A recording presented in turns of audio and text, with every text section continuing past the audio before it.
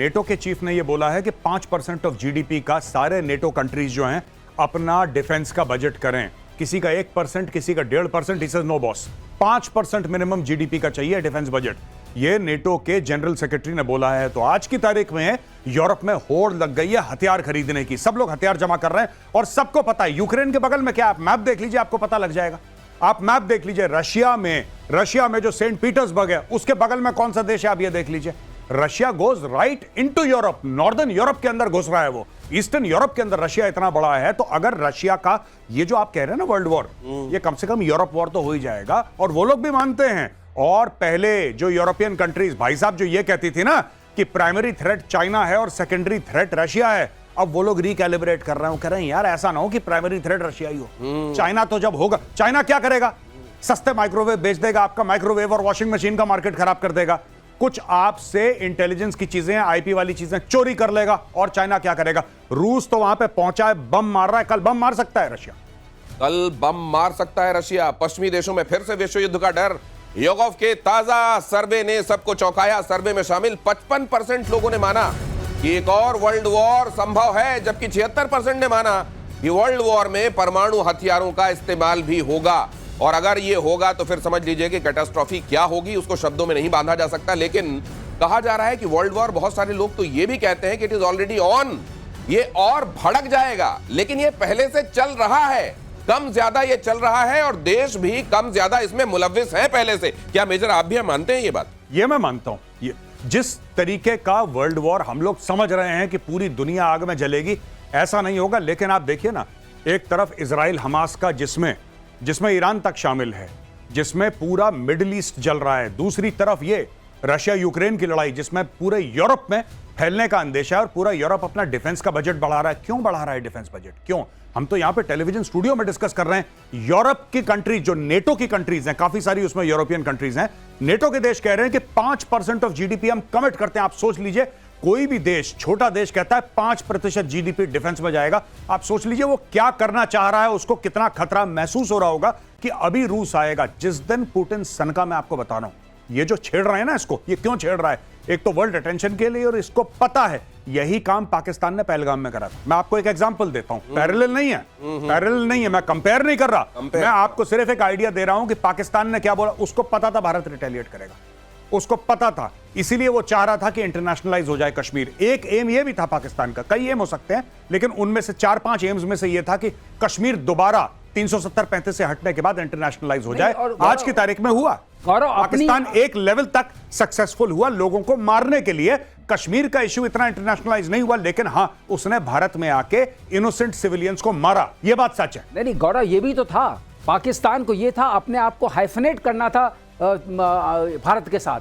Bharat prosperity में इतना आगे बढ़ रहा था, चौथे कदम में पहुंच रहा है इकोनॉमी में, but still they wanted to hyphenate and वो इंटरनेशनलाइज करना था। तो कैसे करेंगे?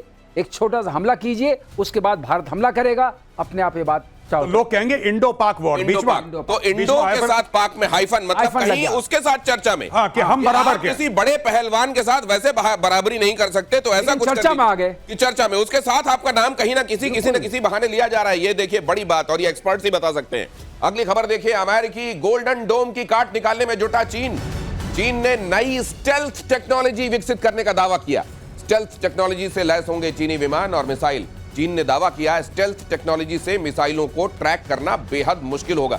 चाइना के संदर्भ में तो वैसे मुझे ये लगता है कि वो स्टेल्थ, उनका कितना स्टेल्थ होगा मालूम नहीं, लेकिन इतना हर एक चीज के इर्द गिर्द इतनी धुंध और फॉग होता है कि वैसे ही हर चीज वहां स्टेल्थ ही होती है, उसके बारे में कुछ पता होता नहीं है दुनिया में। नहीं, मैं दिनेश आपको एक बात बताता हूं कि चाइना की डे 1 से स्ट्रेटजी रही है, ठीक है, स्ट्रेटेजिक एम्बिगुइटी, बताना ही नहीं किसी को क्या चल रहा है। सब लोग सोचते रहते हैं अरे J-35 ऐसा होगा, J-20, किसी ने देखा नहीं है वो, ठीक है। दूर से शो में अगर कोई शो हो गया कहीं पे, एयर शो, उधर देख लिया, किसने चलाया है, किसने ऑब्जर्व करा है, कौन इसकी कॉकपिट में बैठा है, किसने उड़ाया है इसको, ये सब चीजें पता ही नहीं। किसको बेच रहा है चाइना, कौन खरीद रहा है।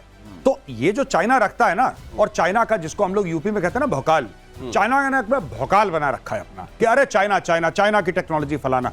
गोल्डन डोम, अच्छा दूसरी एक और बात आपने गोल्डन डोम, जो गोल्डन डोम के संदर्भ में हम चर्चा कर रहे हैं, क्या ये जैसे ये होता है, हम एक जमाने में ये भी होता था कि भाई इधर सचिन तेंदुलकर होंगे, तो उधर से कौन होगा? क्या शोएब अख्तर होगा, वसीम? कुछ नाम जोड़ने की कोशिश होती है। क्या उधर से गोल्डन डोम एक नाम हमने सुना, तो इधर से भी कि हम ऐसा स्टेल्थ कर देंगे और ये कर देंगे, ये वो भी है क्या? मैं एक बात आपको बताता हूं, ये गोल्डन डोम वगैरह एक हायर लेवल पे ठीक है, लेकिन अभी जो यूक्रेन ने करा रशिया के खिलाफ, उसमें कौन सा गोल्डन डोम काम कर लेता अगर होता तो? सही बात, होता तो। सही बात। और वो पता है क्या, वो शादी वाले ड्रोन जैसे हैं वो। हाँ। वो जैसे शादियों में होते हैं ना ड्रोन जो खींचता है कि हाँ। मेरी हैरानी इस बात को लेकर भी है कि वो शादी वाले ड्रोनों के लिए भी उतनी सेंसिटिव जगह पर क्या रशिया के पास कोई एयर डिफेंस मैकेनिज्म नहीं था? ड्रोन इतने छोटे हो गए, अब क्या करेंगे? और ये मैं आपको एक और बात बताऊं, ड्रोन गए ऊपर, ड्रोन गए ऊपर, सीधा उसने जहाज में क्रैश करवा दिया, सारे जहाज जल गए। आप ये देखिए ना, ये गोल्डन डोम बिल्कुल बढ़िया है। स्पेस से कोई बैलिस्टिक मिसाइल आ रही है, इंटरकॉन्टिनेंटल बैलिस्टिक मिसाइल आ रही है, ऐसा आ रहा है वैसा, उस सब के लिए बहुत बढ़िया है ये, उसमें कोई डाउट नहीं है। वर्ल्ड का बेस्ट बनाएगा, अमेरिका बनाएगा। लेकिन भाई आजकल के थ्रेट्स तो दूसरे किस्म के हैं ना। आजकल के थ्रेट्स ये हैं कि आपने किसी वेबसाइट से ड्रोन ऑर्डर करे, मैंने ड्रोन ऑर्डर करे 50, मैंने उनको अपनी वर्कशॉप में अपने गैराज में मॉडिफाई करा, मेरे पास गन पाउडर है, मेरे पास प्लास्टिक एक्सप्लोजिव है, मैंने ड्रोन उड़ाया, जाके हवाई जहाज में क्रैश कर दिया। अब उसका गोल्डन डोम क्या कर लेगा? जब तक में पोलियो की वैक्सीन बनी तब तक में कोविड आ गया। जी भाई दिनेश, ऐसा है, अगर आप डोम के अंदर ही हैं तो डोम क्या करेगा बेचारा? अब डोम के अंदर ही है तो डोम क्या करेगा? वही कह रहा हूं, अगर ट्रक वहीं घूम रहे हैं और उनके अंदर ड्रोन लेके घूम रहे हैं तो वो तो डोम के अंदर है, तो डोम क्या करेगा? ये बड़ी बात है। ये अगली खबर देखिए, पुतिन के डर से कांपने लगा ब्रिटेन। ये खबर देखिए, अमेरिका से मांगे परमाणु हमले वाले फाइटर जेट। अमेरिका से F-35A लाइटनिंग फाइटर जेट्स खरीदने की तैयारी। परमाणु हमले में सक्षम है F-35A जेट्स। ब्रिटेन के पास केवल ट्राइडेंट मिसाइल से लैस पनडुब्बियां हैं जिनसे परमाणु हमला संभव है। उसके पास अमेरिका, रूस, चीन, भारत और फ्रांस जैसी त्रिस्तरीय परमाणु हमला करने की क्षमता नहीं है। जिसका सूरज कभी डूबता नहीं था, उसके ये दिन आए हुए। अब उग नहीं रहा सूरज, अब उग नहीं रहा है। हाँ, क्योंकि उन्होंने सही है, ठीक कह रहे हैं, उगता कम है सूरज। और सूरज कम उग रहा है। तब तक उग रहा था, ठीक ठाक उग रहा था, जब तक भारत की तरफ उन्होंने निगाह नहीं डाली थी। लेकिन ईस्ट इंडिया कंपनी के बाद उनके लिए अब ईस्ट ही खत्म है, सूरज उगी नहीं। जी क्या कह रहे थे आप? मैं ये कह रहा था कि जैसे ये न्यूक्लियर ट्रायड जो है सर, क्या ये बड़ा फॉर्मिडेबल, मतलब अगर किसी के पास ये ताकत है, जैसे पाकिस्तान के संदर्भ में हम बात कर लें कि उसके पास वैसी पनडुब्बियां नहीं है, और हवाई जहाज क्या कर सकते हैं वो हमने देख लिया। ये ट्रायड का होना क्या बहुत फॉर्मिडेबल बना देता है? फॉर्मिडेबल ये बना देता है दिनेश कि आप हवा से भी मार सकते हैं, वो शक्ति आपके पास, जैसे स्ट्रेटेजिक बॉम्बर्स की हम बात कर रहे थे। और दूसरी, आप लैंड से साइलोज में हैं, तो साइलोज फिक्स होते हैं, वहां से आप लॉन्च कर सकते हैं, तो वो आपके पास शक्ति है। और तीसरी शक्ति है आपकी पनडुब्बियों की, जो बहुत बड़ी शक्ति होती है। क्योंकि पनडुब्बियों में क्या होता है कि वो कहाँ है, वो बहुत एक जो जान उस पनडुब्बी में है और बहुत कम चेन ऑफ कमांड को पता रहता है। नेवल हेडक्वार्टर्स में भी सबको नहीं पता रहता है, सिर्फ नीड टू नो बेसिस पर पता रहता है। तो अगर उसके अंदर आपकी परमाणु शक्ति है, तो जब सब कुछ नष्ट हो गया, आप टेक ऑफ नहीं कर सकते हैं, आपके साइलोस पर अटैक हो गया है, तब पनडुब्बी से निकलेगा। तो इसलिए ट्रायड ये अश्योर करता है सेकंड स्ट्राइक कैपेबिलिटी आपके पास है। अभी रशिया करने की कोशिश कर रहा है, वो कह रहा है कि हम फर्स्ट यूज में, तो इसको अपने दर्शकों को समझा देते हैं। देखिए, परमाणु वाले जो पहलवान हैं, उन परमाणु वाले पहलवानों में दो तरह की कैटेगरी है। एक परमाणु का पहलवान वो है जो किसी तरह एक थप्पड़ तो मार लेगा, लेकिन दूसरा थप्पड़ फिर से चलाने की या दूसरा दांव मारने की उसमें ताकत नहीं है। लेकिन वो न्यूक्लियर ट्रायड वाले, जिनमें हिंदुस्तान भी एक है, वो देश हैं जिनमें लगातार 1, 2, 3, 4 थप्पड़ मारने की कैपेबिलिटी। तो वो जो एक थप्पड़ लेके आया है, वो लेके तो आया है परमाणु वाला, लेकिन एक ही चला पाएगा, उसके बाद नहीं चला पाएगा। ठीक कह रहा हूं सर? अब ये देखिए, हमने यहाँ पर ये एक अंदाजा अभी वर्ल्ड ऑर्डर को देखते हुए अंदाजा लगाने की कोशिश की है मेजर गौरव आर्य। क्या इस तरह से बंटवारा होगा देशों का? क्या एक तरफिया? और ये स्पेशल ग्राफिक बनाया है, बहुत कमाल का ग्राफिक है, इसके लिए हमारी टीम को साधुवाद। Britain, Israel, France, Poland, Sweden, Australia, दक्षिण Korea, America, Canada, Germany, Italy, Norway, Finland, Japan, क्या ये एक तरफ होंगे? क्या चीन, बेलारूस, सीरिया, रूस, ईरान, नॉर्थ कोरिया, क्यूबा दूसरी तरफ होंगे? क्या ये आइडिया लगता है? अगर ऐसा होगा तो फिर मैं ये भी बात करना चाहूंगा कि हम अपना नाम किस तरफ कैसे देखें। जी, मैं आपको बता देता हूं दिनेश, ये ऑलरेडी है, ये होगा नहीं है आज की तारीख में जी। और एक लूज कोएलिशन ऑलरेडी बन चुका है। नेटो क्या है? नेटो तो वही है ना जो लेफ्ट हैंड साइड में है स्क्रीन। जी। Most of the countries are part of NATO, वही तो है। और राइट हैंड साइड में आप देखिए कि सबसे बड़ा वहां पे जो इकोनॉमिक सुपर पावर है वो चाइना है, और सबसे बड़ा मिलिट्री सुपर पावर रशिया है वहां पे, और ईरान, ये जितने भी स्टेट है। अब मैं आपको बताता हूं भारत का है। G20 जब हुआ था, भारत ने बोला था कि अफ्रीकन यूनियन, भारत ने उसको परमानेंट मेंबर बनवाया, मोदी जी ने जब स्पीच दी।